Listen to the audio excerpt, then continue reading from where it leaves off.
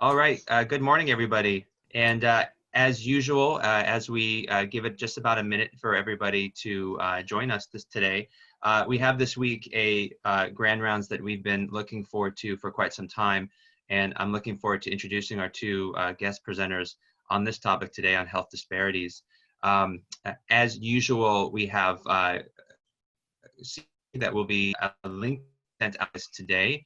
As usual as well, please do put your questions in the question and answer function in Zoom.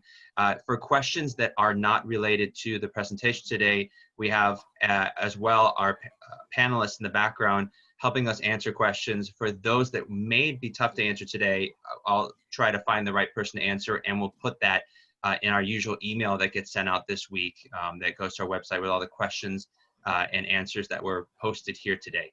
So feel free to ask any questions as usual, and we'll do our best to get all those answered for you. And we'll continue to provide updates every week as needed. As you may have known as you've been following Grand Rounds, we've been trying to minimize updates to give more time for our presenters, but in any given week, as there are important updates, we will always make sure the people who are providing those updates have time to do so. With that being said, I'll turn it over now to Dr. Harrington, our chair. Thanks, Errol, and once again, thanks to everyone for joining us. These have been a terrific series of medical grand rounds over the past couple of months, largely focused on the COVID pandemic, and I think you'll see that we have a terrific presentations for you today. The topic today is a really important one in light of what's been going on throughout the pandemic, noting the great health inequities that we've seen exposed, not surprisingly in this country, and that it's really poor people, people of certain racial backgrounds who are suffering the most from this pandemic. And we thought it was really important to bring that to your attention in this dedicated grand rounds. As we've done in the past, we're going to kick it off with a science presentation from one of our faculty members to give you an update, not just in this case what's going on locally, but some of the national issues, before I turn it back to Errol to introduce today's speakers to lead the discussion on health inequity during the COVID pandemic. So I'm really pleased to introduce one of our infectious disease leaders, Aruna Submanian. Aruna is a clinical professor of medicine here, and she leads the immunocompromised host service. She is going to be talking about the treatments for the antiviral treatments for COVID-19, and I think particularly she's going to focus on a publication for which she was the senior author on in the New England Journal of Medicine that outlines some of the work being done with Remdesivir. So Aruna, really pleasure to have you, and I'll turn it over to you. Thanks, Bob and Errol. Today I was asked to give a brief update on our 5 versus 10-day trial of Remdesivir in patients with severe COVID-19. This was published online on May 27th. And I'd like to put the study in context of the other ongoing studies of Remdesivir, and at the end give an update about the drug available through emergency use authorization and compassionate use here at Stanford. So we joined this study in early March. We had used some compassionate use Remdesivir, and it seemed promising, so we jumped on this treatment trial.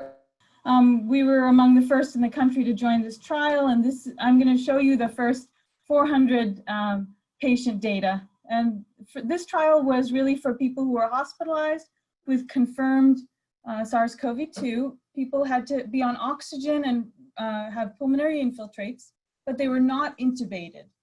And they had relatively conserved renal and liver function. Our primary endpoints, what were we looking for, was really clinical outcomes on a 7-point ordinal scale at day 14. And we were also looking at safety outcomes. The things that we were exploring was time to clinical improvement, time to recovery, and death. And here you can see the 7-point ordinal scale that we used. It went from death to not hospitalized. The key outcomes here are that there was a clinical improvement of more than 2 points on the ordinal scale of 64% in the 5-day group and 54% in the 10-day group. So really no different. And the time for clinical improvement was equivalent between the two groups. So anyway, I was trying to make that smaller so you could see this better, but the time for clinical improvement was equivalent between the two groups, which is actually really on par with the NIH Act 1 trial, which you've seen from a couple weeks ago.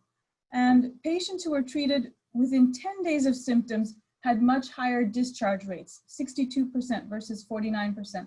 So really earlier treatment is better, and that's what we've come to find in all of these trials. The safety data was overall quite good. The main side effect was nausea. Some people did, of course, go on to require intubation, and there were some small numbers of renal dysfunction and liver dysfunction. However, when you controlled for the baseline clinical status, the differences fell out.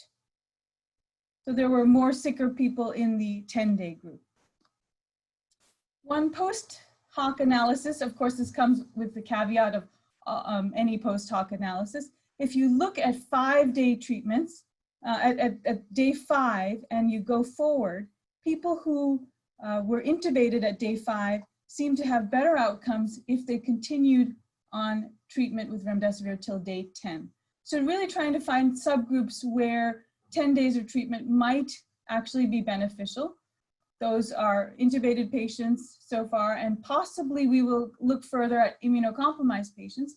However, at this time, really the vast majority seem to benefit from 5 days, which is a great thing, because then we can use the drug for more people and it goes further. And so next steps, the moderate simple trial is now closed, and there's top line data, but we should have the final data and publication out soon for that as well. That was our phase 3 randomized open label trial that we did here, 10 days versus 5 days versus standard of care. And the top line data for that was that 5-day versus standard of care had a hazard ratio of improvement of 1.65, so quite good, much better than standard of care. The 10 days versus standard of care, there was no statistical difference, but we'll have to see the overall numbers.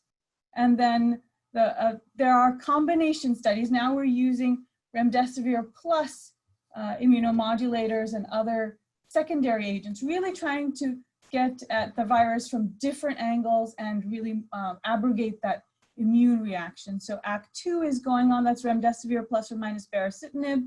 Then soon there'll be Remdacta, remdesivir plus or minus Toci, which is an IL-6 inhibitor. And then we're also using remdesivir as a backbone for other studies like the, through pulmonology, the ARREST trial for inhaled steroids, pedal network, hydroxychloroquine is being layered on top of remdesivir, and then we're using convalescent plasma on top of remdesivir. We're also planning an inpatient trial of PK studies in patients with renal failure using remdesivir, and because we really have no data on how to dose it in renal failure at this time. It appears safe, and yet we don't know. And we're planning an outpatient trial. There is a plan to have an inhaled formulation where we can really use it in outpatients. Right now, it's only IV.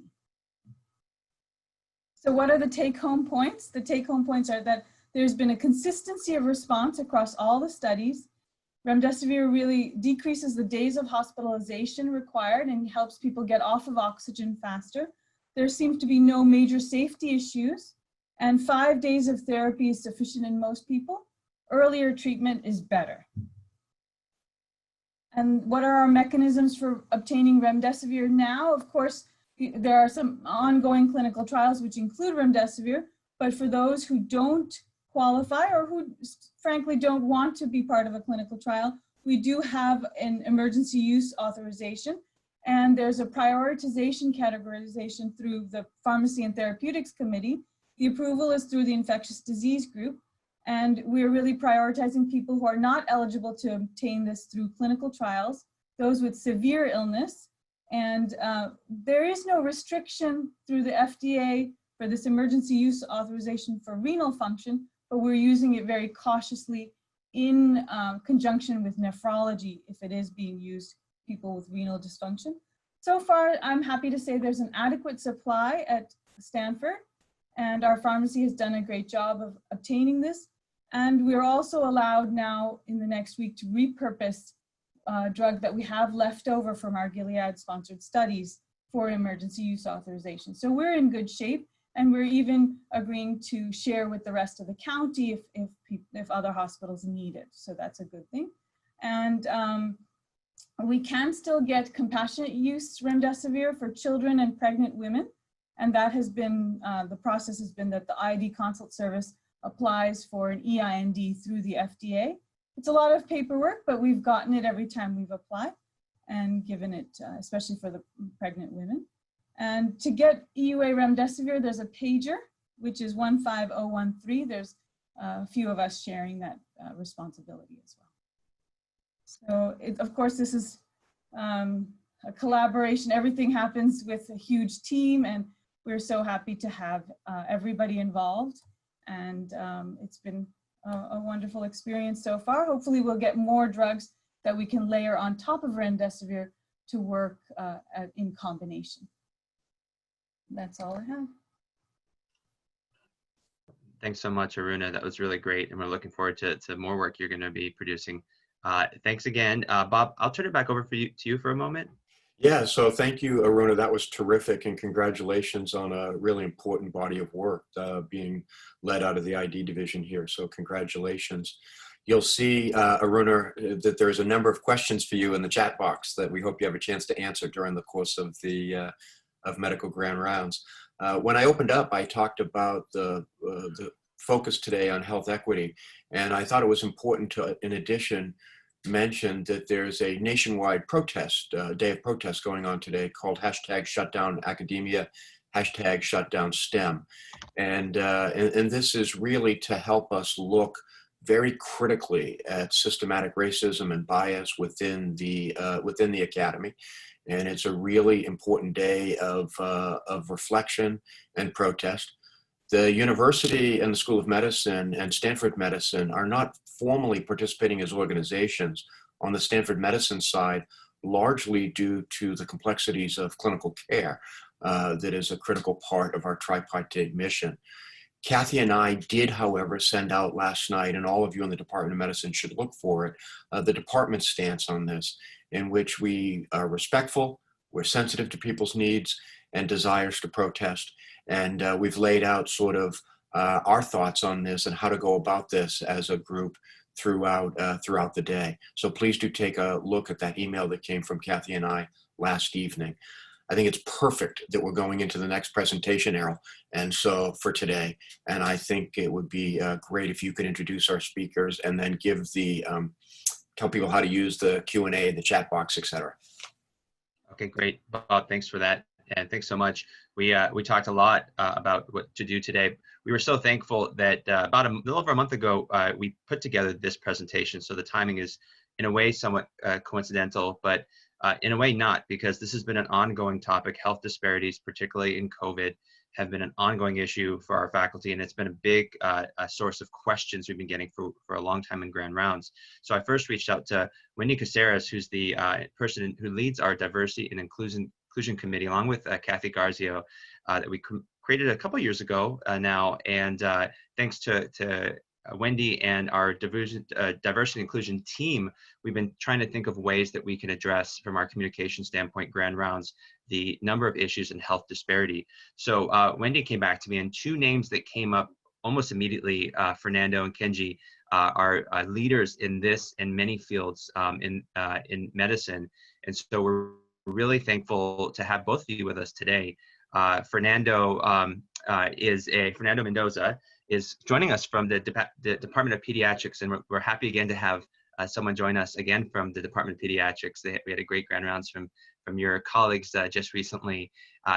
Fernando is from the Office of Student Affairs. He's the Dean of Minority Advising and Programs, Faculty Principal Investigator for the Center of Excellence and Diversity in Medical Education.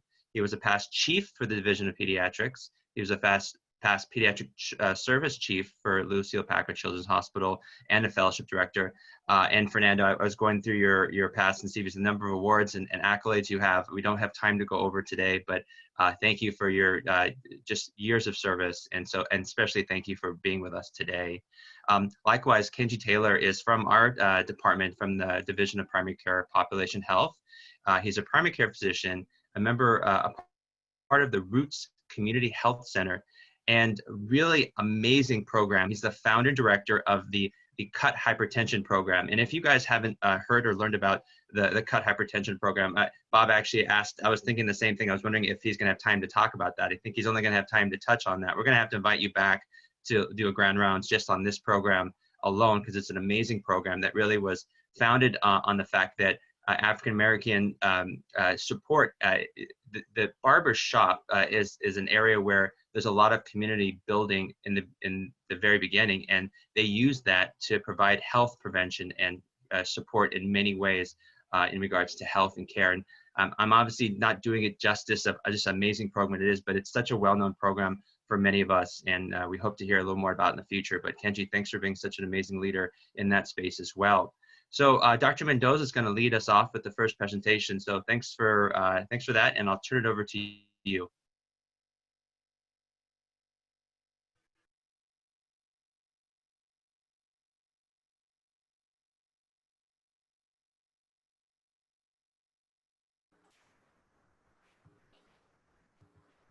My slides present?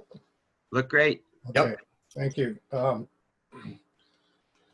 So in the next 15 to 20 minutes, what I'd like to do is give you an idea about what some of the issues are for Latinos in this country with regard to COVID. And my slides are not moving forward. There we go. So basically, want to touch upon the issue of Hispanic and COVID and the case prevalence and deaths from that, indicate some of the reasons we think it may be higher, and then also talk about what we can do as physicians and people in academia to help improve this situation. The data that we currently have shows that Hispanics have a higher rate of not only cases, but deaths. In New York, for example, the second highest rate of deaths was among the Latino population. As you see here, almost 260 deaths per 100,000. In Washington State, recent information shows that of the 23,000 cases, 41% are among Hispanic, even though the population is only 13%.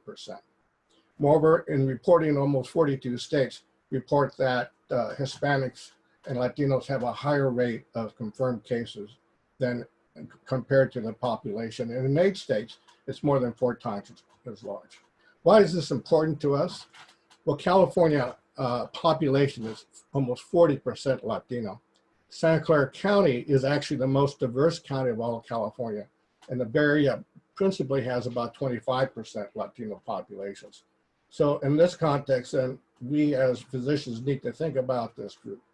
Let's look at some of the data that we have from the state, and this is the most recent data.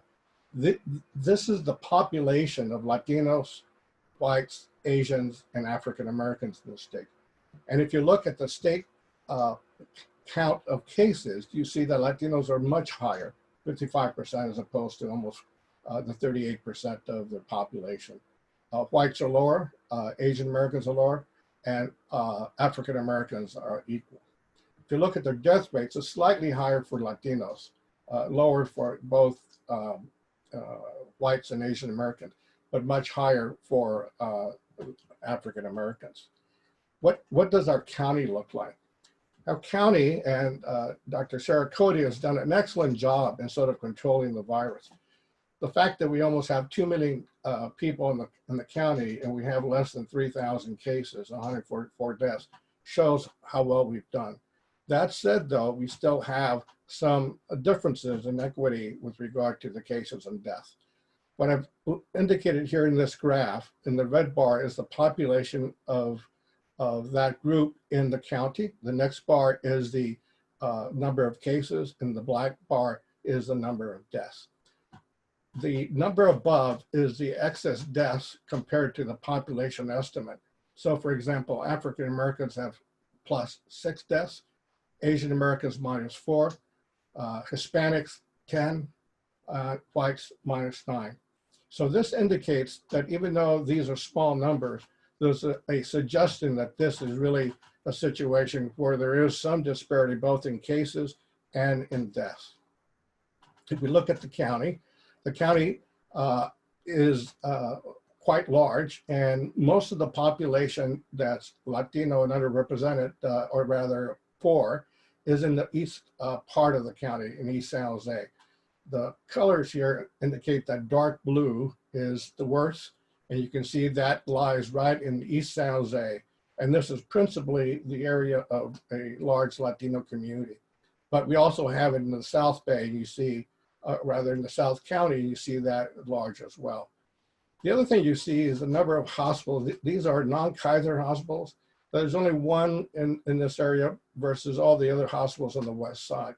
So one of the issues for this community is not just that they have issues of the COVID, but also access to care. So how should we think about when we see these disparities? I'm very sort of directed at the idea that the World Health and CDC model of health puts forth. And that is, we have to think about population health through the eyes of social determinants of health. And they've used this model here that indicates that when you look at what makes a population healthy, the proportions of those things as listed here are quite important to understand. First, the genetic and biology would represent this proportion. Health behavior is this, and then medical care this. But this larger proportion is brought about by the social determinants of a population or the individual. I would just also add, though, that if one looks at these are not separate categories, but they interact. For example, if you have loss of jobs, then you're probably going to have poor medical care because you don't get any insurance if you lose your job. Clearly, one can go through multiple social determinants, but I've highlighted a few that I think are important: poverty, race and ethnicity, as we've seen recently, but also understand that these tend to be social construct, and we have to understand what that means for each population. I think the other thing is how well communities are involved with different institutions. For example, do minorities interact much with the healthcare system, and does the healthcare system respond to that interaction to make it better in the terms of access and the quality of care? The other one that tends to be very important nowadays is the issue of immigration policies. So I just want to highlight some of the issues for Latinos and kind of give you an idea what this looks like. Before I go there, though, I just want to make clear that when we talk about Latinos or Hispanics or Latinx population, all these terms that we use today, it really is a very mixed group of people. And you see all the different backgrounds of those. But primarily, Mexican Americans make up almost 2/3. And if you include Puerto Ricans, Salvadorians, and Cubans, that's almost 80%. So although Hispanics have commonalities, they have a lot of differences. A large proportion of them are not born in this country, but still, when you look at that group, they principally are either naturalized or have lawful residency status. But there is a quarter of them that do not have legal status or undocumented, and this adds to the disparities. I just wanted to show you some of the differences. The red bar here is Mexican Americans, the brown is Puerto Ricans. And it's important to think about these differences where you're thinking about citizenship, foreign born, or whether they're English proficient. But the most important ones are those that have to do with how well they're doing economically. And one can see here in poverty, for example, non-Hispanic whites have a national poverty rate of 8.1, which is this line. And you see all these groups have a much higher rate. Home ownership is one part that we would rely on the fact that they would, this would indicate that they have resources, they would have a place to live. They're not going to need to rent, they're not going to need to live in multiple apartments. The homeowner rate for non-Hispanic whites in the country is 73%. And you see a much lower rate among all these groups. Health insurance is certainly important. And in non-Hispanic whites, the number of people that do not have health insurance is 7.8. And that's the slide here. And except for Puerto Ricans, all these other groups have much higher rates. So that adds to the issue. Education clearly is one of those things that makes economics and how people live different. And for Latinos currently, if you look at who has less than a high school education or graduate of high school, we're talking about almost 2/3 of all Latinos have high school or less. And this unfortunately just demonstrates some of the problems in our society right now is the opportunity for Latinos to have education, high quality education. And that has to do, unfortunately, with the poverty and the low resource schools. So this is something that also is of concern for many, both in health and education. Given that they don't necessarily always have the best jobs, where do they end up? This is information from California. And if you look at this, most of them are doing wage salaries. So they're not working for the government or self-employed. What happens when that occurs? Well, because of lower educational levels, they're going to take lower paying salary jobs. The Pew Research Center, looking at Hispanics versus all Americans, found that Hispanics this last few months, 40% of them have had a pay cut, as opposed to 27% of all the rest of the American workers. 29% have lost a job compared to 20%. So there's tremendous job insecurity. In Santa Clara County, it's really one of the counties, one of the wealthiest counties in California. And the median income for the population is it's $101,000. If you look at the median income for Latinos, it's $64,000. And that's concerning because if you look at the self-sufficiency standard for a family of 3, that is, how much money do you need for food and housing? That's $62,000. So there's not a lot of room here if indeed you lose job or you get a pay cut. You then can fall into being homeless or having problems with food insecurity. Health insurance for Latinos has improved over the time since the ACA came into effect. And you see here that in 2010, Latinos who had no health insurance was 30%. It has fallen down to below 20% at 19%, and still higher though than all these other groups. So while this has made a difference, Latinos still have a large proportion of them was being uninsured. Part of that reason is when you look at the populations and you ask the question, who are US citizens, who are naturalized citizens, and who are non-citizens. The ACA doesn't always provide health insurance support for those that are non-citizens, and particularly if there's no documentation. So for Hispanics, where 50% are non-citizens and low educated, they are probably not going to get any insurance or help from the ACA. And indeed, that's one of the reasons that they've been persistent in having low levels of health insurance. For Asian Americans, even though they're non-citizens, because of their higher education, they tend to do better in healthcare. So going back just to the idea of this healthcare model, how can we put this together as a reason for the higher levels of COVID, both in cases and deaths possibly for Latinos? If we look at the genetic biology aspect, the comorbidity risk factors, a recent study showed that when you look at age, sex, and BMI and adjust for these, the prevalence of diabetes among Mexican Americans is the highest of any group, 21.5%, compared with 11.9% for non-Hispanic whites, almost twice. Obesity is a common problem. Hispanics are right behind African Americans in the amount of obesity, 45%. And for Puerto Ricans, they have one of the highest rates of asthma. So clearly, they do have some risk factors. But the other issues that affect them is the health behavior issues. They're going to be colored by their cultural background, how acculturated they are, their educational differences. And I think also one of the things we ought to be aware of is that behaviors around how people take care of each other is important. In this case, the intergenerational care. For the Latino community, taking care of your parents, your grandparents is important.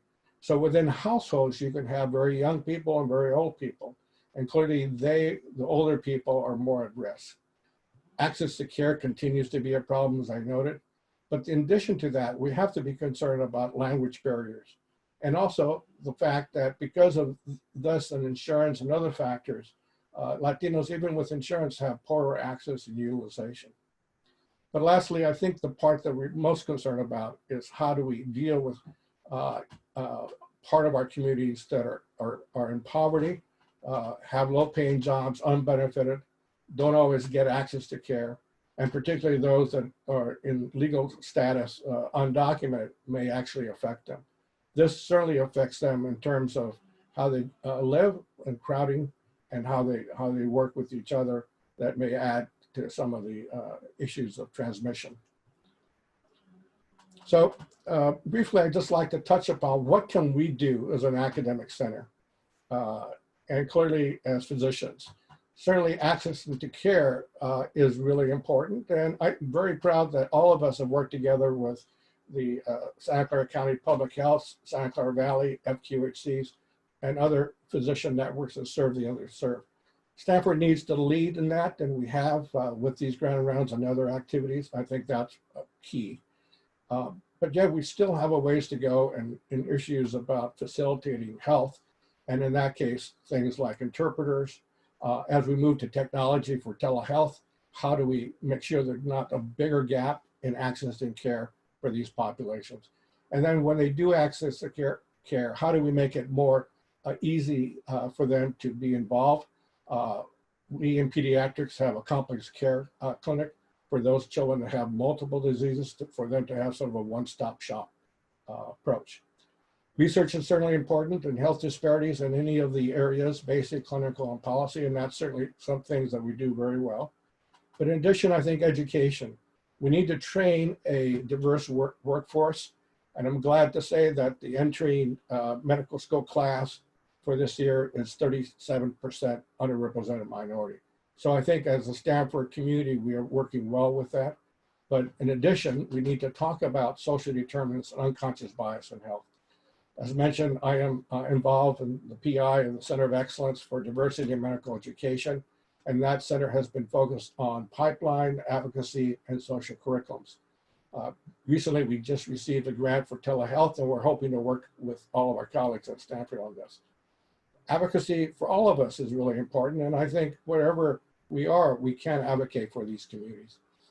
I just want to go quickly through some of the opportunities that I've seen and had myself to be able to participate in these kinds of activities that are at Stanford. Stanford is not just our medical center, but communities of scholars across the campus. I've been lucky enough to work with the Immigration Policy Lab, which is a political science lab. And we recently published a paper in the last year or so in Science on the issue, does DACA make a difference on the healthcare of children? And what we found is that mothers that had DACA had children that were followed up that had 50% reduction in anxiety and adjustment disorder. Clearly, when you decrease the stress of immigration, families do better.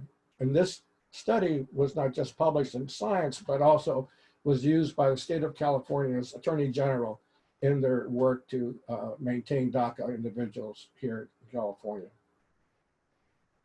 We've done work with the area of unconscious bias, and in this area, Dr. Lawrence Osterberg and I have put together educational modules that address not just the identification of unconscious bias, but how to manage it. And these are some of the issues that we've addressed there. But more importantly, I think as a community, I've seen much effort to try to make sure that we reach out to the communities in need. Lisa Chamberlain and Janine Bruce have been the leaders of the pediatric advocacy program that's been in pediatrics for the last 10 years, and has been a role model for many of the pediatric programs in California across the nation. So these are two leaders that do this work, reaching out to communities, doing advocacy that have led national efforts for this. More recently, other leaders, Carmen Pau, Lahia Yamani, have put together what is called the LEAD program. And this program tries to empower physicians to be advocates for diversity, both in the medical school and outside. And that program initially started in pediatrics, but now involves all the departments. So it shows how these ideas can be used by all groups. Lastly, I just want to touch upon some of the ways to reach out to communities. And the Gardner Clinic, which is an FQHC, which is actually started by Stanford faculty and medical students in 1971, is a partner with us, and Dr. Stewart and Sanders are working with them to try to access care to those that are underserved. Lisa Chamberlain, again, is working with community individuals that are also involved. These are all pediatricians. One of my colleagues, Dana Weintraub, has been working with the medical legal partnerships with lawyers from the San Mateo Legal Aid Society to help families with issues of immigration, housing, or other legal issues. And I've been working with a group called Kids in Common, which is really a consortium of many individuals within the county that have to do with health, education, government, law, social service. This really has demonstrated to me that we live in a county that cares, and there are a lot of people outside of Stanford that we can partner with. In the final analysis, when we look at this, Hispanics are having a higher rate, and may not just be the cases, but in death rates. And to think about this, we need to look at the social determinants that I mentioned, but it also is important for us to think about what we can do. And we have the opportunity to do research that decreases disparities, improve our clinical access for these groups with collaboration with other systems, train the next generation in a workforce with a diverse group of individuals that knows the areas of social determinants and unconscious, and continue to advocate for all of our communities. Let me stop there and turn it back over to Earl. Dr. Mendoza, that was wonderful. And clearly, I think the same could go for you or Kenji, that we could have provided the whole grand rounds for you to speak on, and probably much more to speak on this topic. Thank you for all that. There's questions starting to come up. I want to provide enough time for Kenji to speak. So perhaps we'll have Kenji speak, and then we'll come back and try to address as many questions as possible. If there ends up being lots of questions, much like we do with our regular panelists, I might ask you, Fernando, Kenji, to help answer questions in the background as well, so we can answer both ways and get to as many as possible. Thank you again. I'll go ahead and unshare your screen so we can get, or actually, could you mind unsharing your screen, and then we'll get Kenji going on his presentation. Again, thanks so much, Fernando, and you. Great. Okay, Kenji, perfect.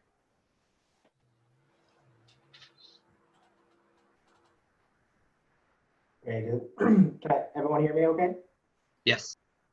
Perfect. Well, good morning, everyone.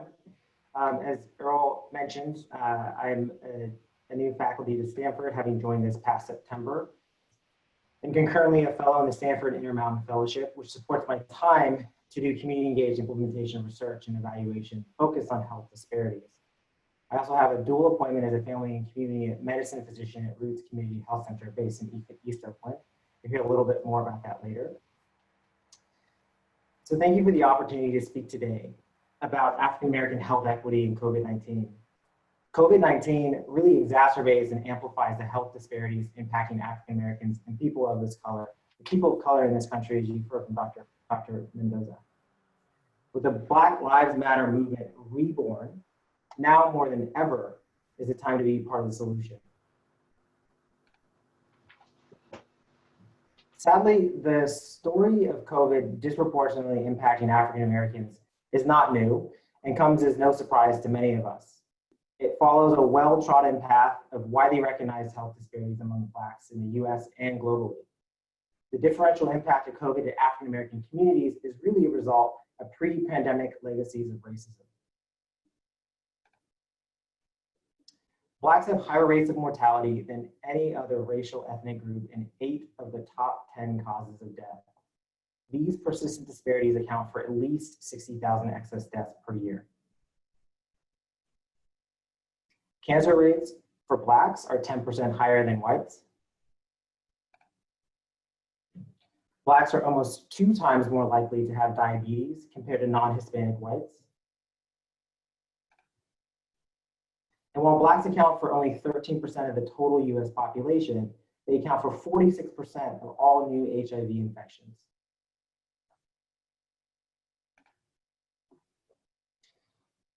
Finally, Blacks are 6 times more likely than whites to be victims of homicide. So we've known these health disparities among Blacks in the United States have been around for decades. Are we making progress? When you look at age-adjusted death rates between Blacks and whites in 1985 and then in 2013, you'll see we are making progress in bringing health equity around cancer, for example. In other areas like stroke and diabetes, we are just at least maintaining ground. But other areas such as homicide, these disparities are glaring and even widening. Finally, let's zoom in to even more present day.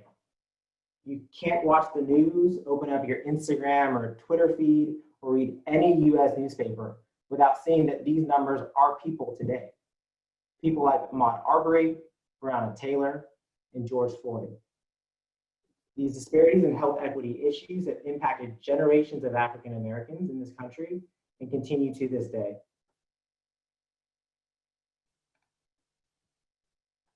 What underpins these health disparities and gives them power is racism. Racism is a public health crisis. It's a public health crisis that needs our attention now. I encourage you to read the APHA statement that clearly outlines how racism structures opportunity based on how you look and creates unfair advantage and disadvantage that leads to differences in our ability to be educated, our ability to get food, our ability to be housed, and even our ability to walk safely down the street.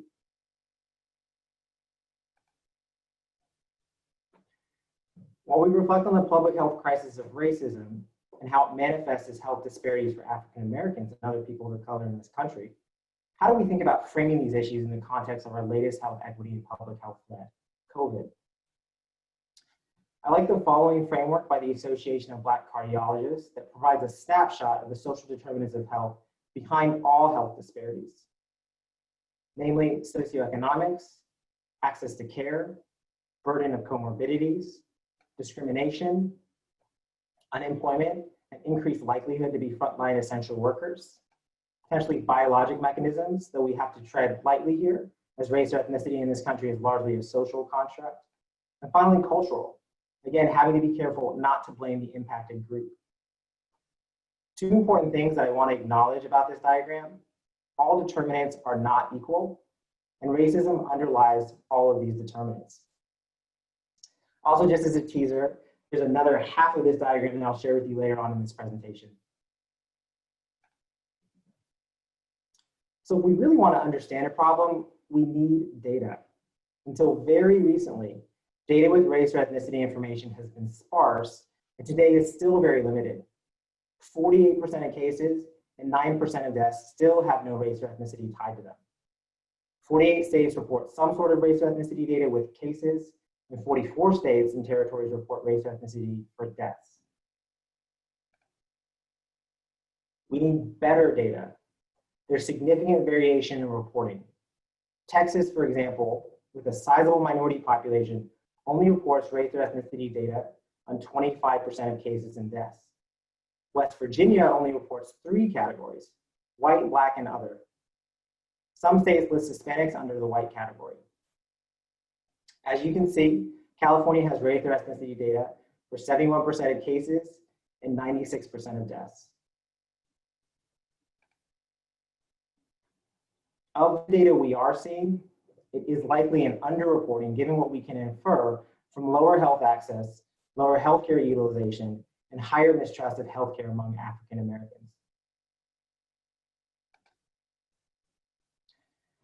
The disparity we are seeing, they're not fully explained away by socioeconomic status or SES.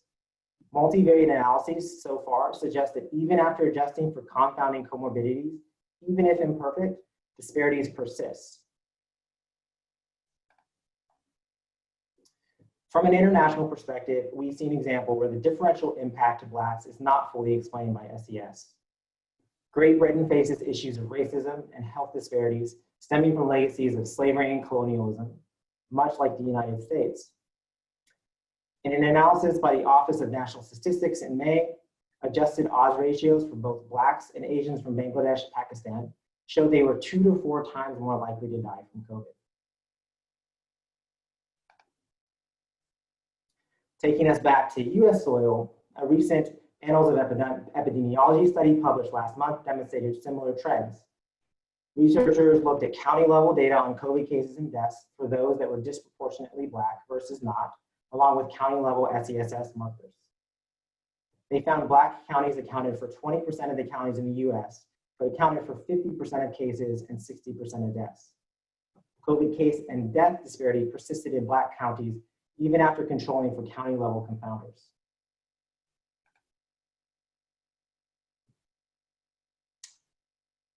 In this May Health Affair articles, researchers conducted a retrospective cohort analysis of COVID patients at Sutter Health, thought to have a relatively similar patient population to Stanford. They were trying to understand the risk of hospitalization adjusted for risk factors and socioeconomic variables. Of the 1,052 confirmed cases from January to April of this year, they found Blacks had 2.7 times the odds of hospitalization after adjusting for those variables. This same analysis in Health Affairs for Sutter mapped COVID cases by race or ethnicity along with income data, demonstrating African Americans reside in lower income zip codes compared to all other racial or ethnic groups. It also highlights the segregation of African Americans in the Bay Area, which has a long history deeply rooted in redlining and racism, and more recently gentrification. So let's recap before we dive into the data at a national, state, county, and local clinic level. 1, COVID follows a well-trodden path of widely known health disparities among Blacks in the US and globally. Racism is a public health crisis and underlies all social determinants of health. Data on COVID-19 health disparities is still limited and highly variable. And finally, disparities are not fully explained away by SES. So starting at the national level, we've lost over 23,000 Black lives to COVID-19, which represents 24% of the deaths where race is known. That means Blacks are dying at a rate of nearly 2 times higher than the population share, and in some states is as high as 3 to 4 times that amount. So when you do the math, that means in excess of more than 12,000 deaths to date. The following is a graphic that Dr. Mendoza showed us for the Latinx population, but this time for African Americans. To orient to this graph, the darker shade of orange, the more disproportionate the impact to African Americans. As you can see, the majority of states are seeing a disproportionate number of African Americans being infected and dying from COVID-19. You can also see that there are several states that are gray, which means there's insufficient data to even assess the existence of this disparity. Moving to the state level, California has had 131,000 cases and 4,600 deaths. As you can see from the map of California, cases and deaths have clustered in the Bay Area, Fresno, Los Angeles, and San Diego metropolitan areas. You can see African Americans account for 6% of the population, while they account for 10% of the deaths, which is in line with the national trend of being twice as likely to die as Black. Moving to the county level, Alameda County has seen almost 4,000 cases and 102 deaths. We're seeing hotspots represented by darker red brick-colored zip codes on the map. These are predominantly Latinx and African American low-income neighborhoods.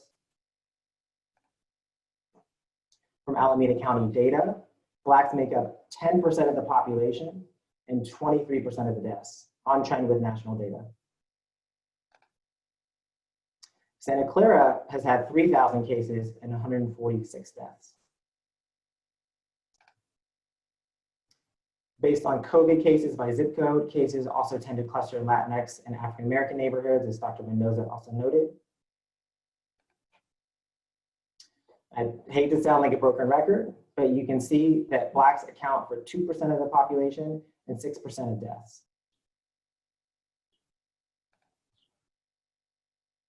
So just pointing out the problem really isn't enough. What can we do to help? I'm proud to say that Stanford is partnered with Roots Community Health Center And this next set of data comes from their responsive action to the pandemic in the community. They're a non-FQHC community health center serving a Medi-Cal population focused on people of African descent. Roots has been a community partner since September 2019. I spend 50% of my faculty time there seeing patients 1 day a week in East Oakland, and also working on research evaluation projects as part of my implementation fellowship. These projects specifically align with the needs of Roots and the health disparities they were founded to address. I'm not really going to do this justice to the Roots model in this talk, and actually suggest we invite Dr. Noha Avalada, the founder and CEO, to an upcoming Grand Rounds. But the whole person care model is really at the heart of what Roots does since its inception in 2008. We focus not only on medical and integrated behavioral health, but also integrated food, employment, benefits, and economic empowerment. The key to that model is a large community health worker staff known as health navigators, who are largely from the community and are tightly interwoven into all of our programs. In true Roots fashion, Dr. Avalada, seeing the county was not offering enough accessible testing to the East Oakland community, she made a decision in late April to rapidly scale up walk-up testing for anyone who wanted, symptomatic or not. Roots partnered with several different groups, including Stanford, to make this a reality, engage support from medical assistants, nursing, and program coordinators to get this massive undertaking off the ground, while at the same time bearing the financial cost of bringing a program like this to the community. Part of the process included a short pre-survey and then phone follow-up survey for those who tested positive. Data is very preliminary and analysis is ongoing. As of June 1st, we've tested 1,600 people at the main site in Deep East Oakland. 12% are positive. Notably, African Americans make up 29% of those tested and only 6% of those positive, while Latinx folks makes up 45% of those tested and 84% of the cases. Approximately 1,100 or 72% of those who were tested were asymptomatic, and 45% of those who were positive also denied symptoms. About a third reported some exposure at home or at work, and almost a third of those who were positive were essential workers. Lastly, a third also noted a shared living space.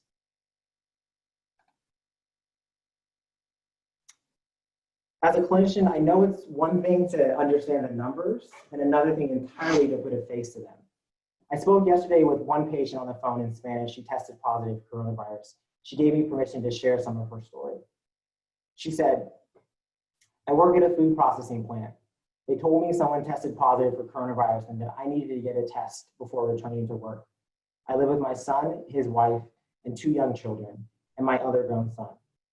We have 4 rooms in our home." The next comment comes from Tanisha Williams, my medical assistant at Roots, who's pictured on the left, donning a full PPE for testing from a recent New York Times article.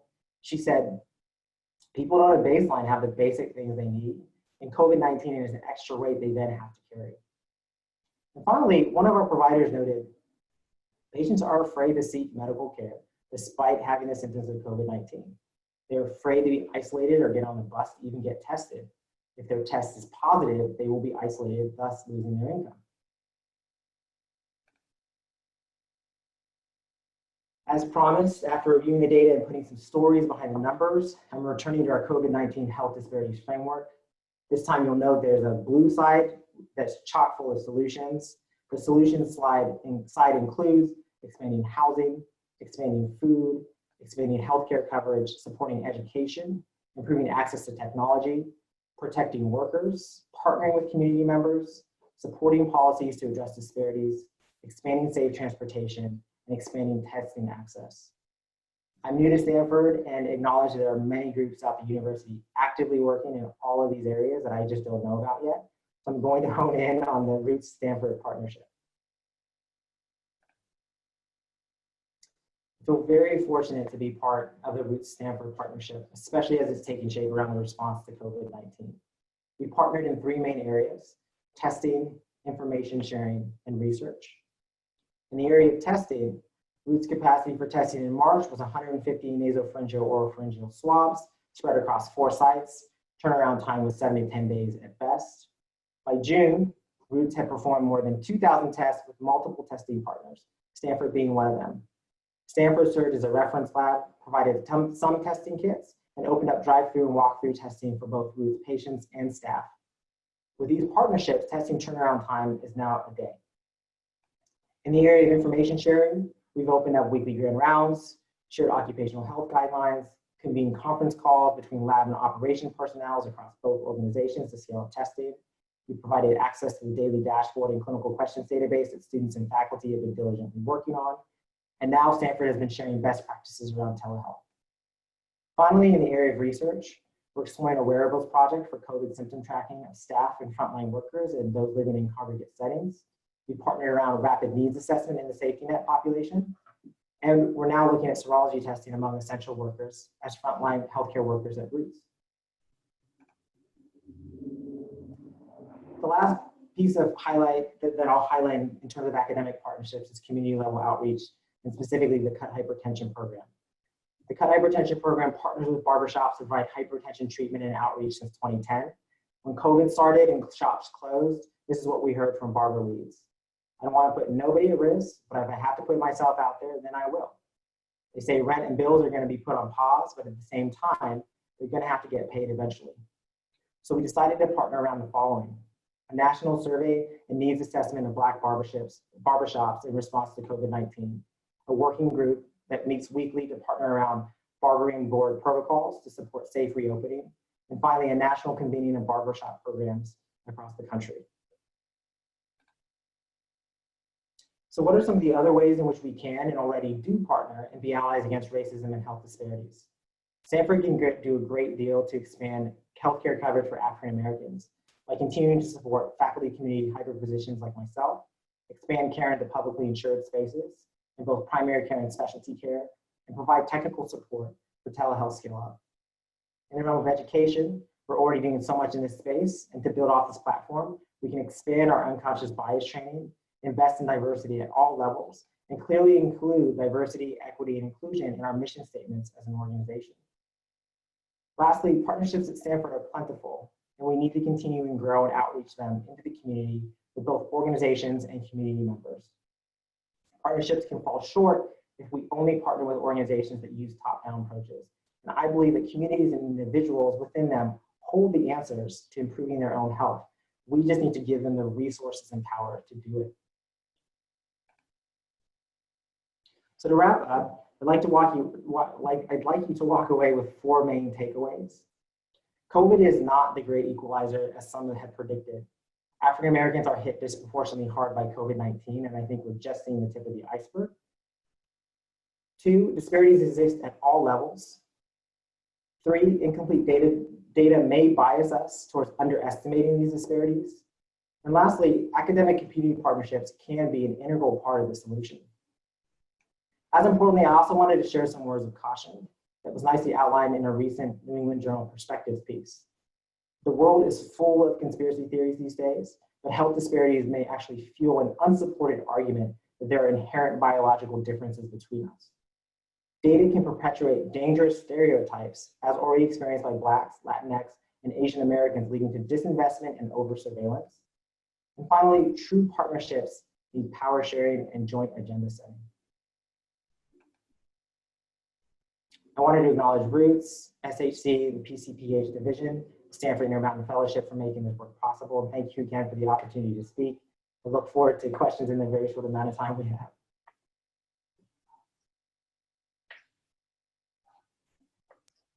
And Kenji, that was wonderful as well. Thank you for that amazing presentation. We are right at 9 o'clock, but I'd like to go for perhaps 5 minutes or so to get to some of your questions. Fernando, thanks. You've been doing a great job in the vaccines here, answering questions like crazy. I actually went through and highlighted a bunch of them because if we have time, I'd like you to be able to answer some live, but let's try to get some that just came up. There was one question that just popped up. Do you think that universal healthcare, single payer system would have a major impact on diversity? By Toby? Rich Lafayette also asked a similar question earlier that Fernando commented on. But I'd love to hear both of your comments, Fernando as well. Fernando, I'll cue you to start your video as well if you'd like. But Kenji, any thoughts on that? You know, I think that it's a great question and an important point that really hits on the issues around healthcare access that African Americans and other communities of color really face. I do think having better access through a single payer system will have an impact on diversity, but we can't really forget to talk about all the other things that impact those things. If I go back to that diagram, we really have to think about how racism underlies all of these issues, as well as all those social determinants of health, and how community partnerships really are such an important part of really making a dent in this issue, and an important part of this issue. I would just add the following, that, if a large proportion of our nation doesn't have jobs, they may not have health insurance. So we may be in a point of time, like we were in the Depression, that a major social effort will be made to give everybody health care. If that's the case, then think about everybody having Medi-Cal, that no patient then is going to be different than another patient based on insurance. They're all going to be the same. That implication has significant issues for us in all the different healthcare systems, because it means that every patient will be the same. We won't be differentiating patients based on their insurance.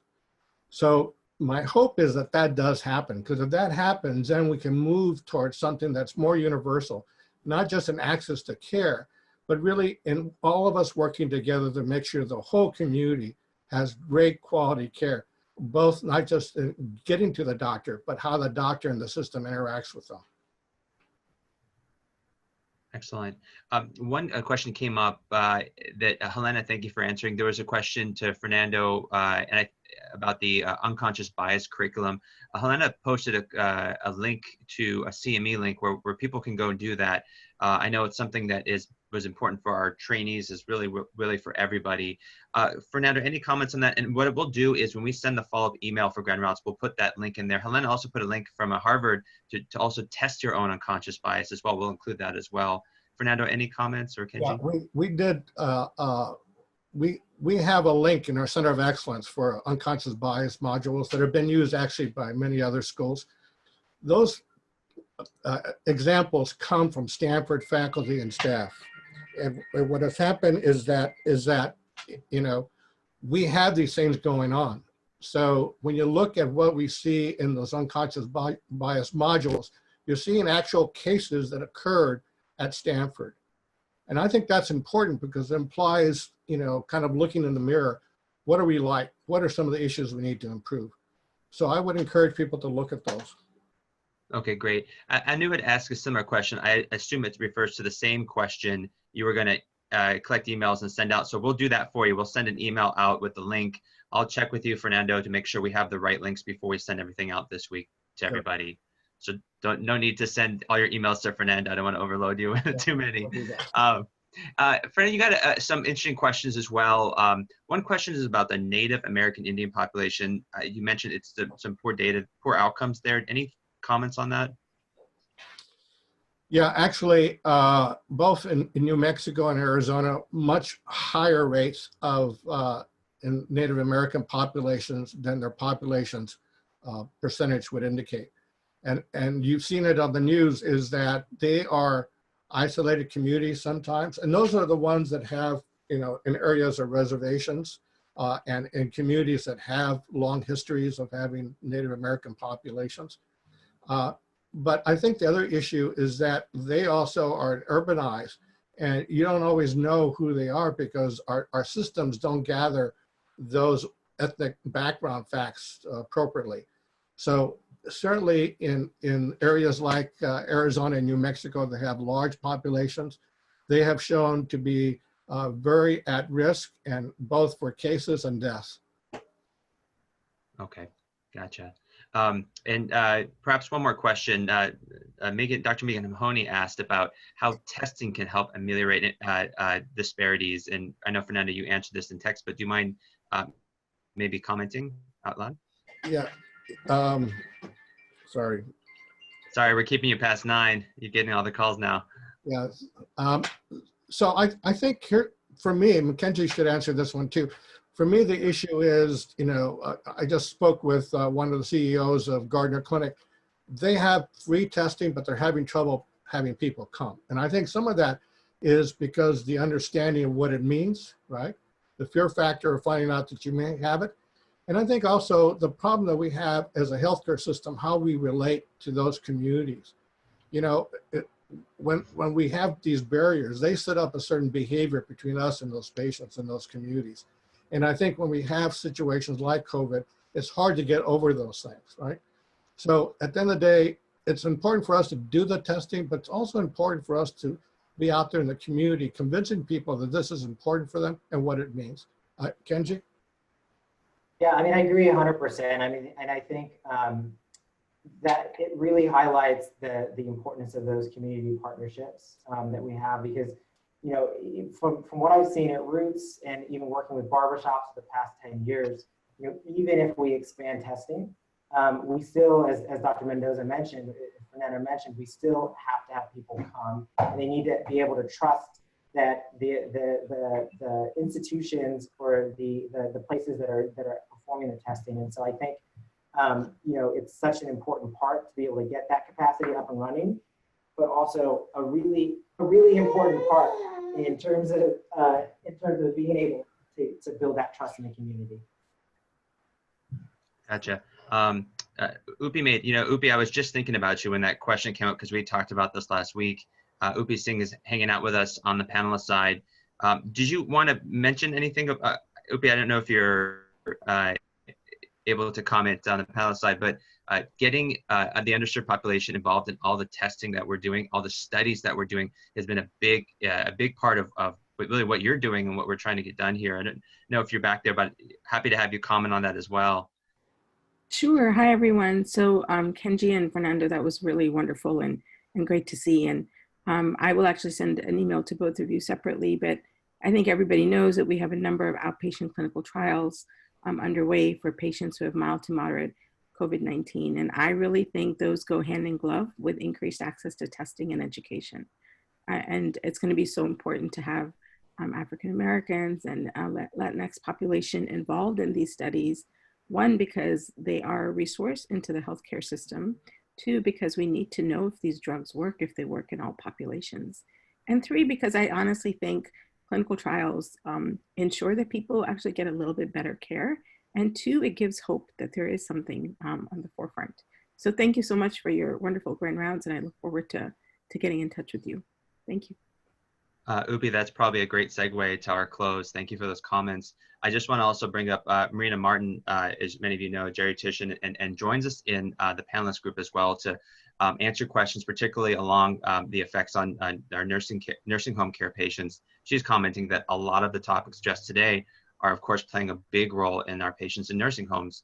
And that's potentially a great topic we'll cover in the future as well, which segues to our last topic. We've gotten a lot of comments of how amazing these presentations were today, and really how much we need more of them. And it's certainly our goal to bring in more and more topics that focus on health disparity, particularly through various lenses like nursing homes, for example. Next week, we will be having a conversation from Dr. Mendoza. You talked about the population East San Jose being a very high number of infections. So next week we have Regional Medical Center doctor for infectious disease, as well as from our county assistant controller, talking just about that topic. So we'll really be diving into this topic again from another lens, particularly in East San Jose and throughout the Santa Clara County. And it's going to be something we continue to do. Thank you for all the comments of people saying thank you for having you guys come, and also importantly requesting we have more topics like this. We have more people of diversity leading our grand rounds and being part of it. It's a very important topic to us, and something that we look forward to doing more of. And please continue to give us feedback of how we can do this better, because it's really important for us. So thank you, Dr. Taylor, Dr. Mendoza, for wonderful grand rounds.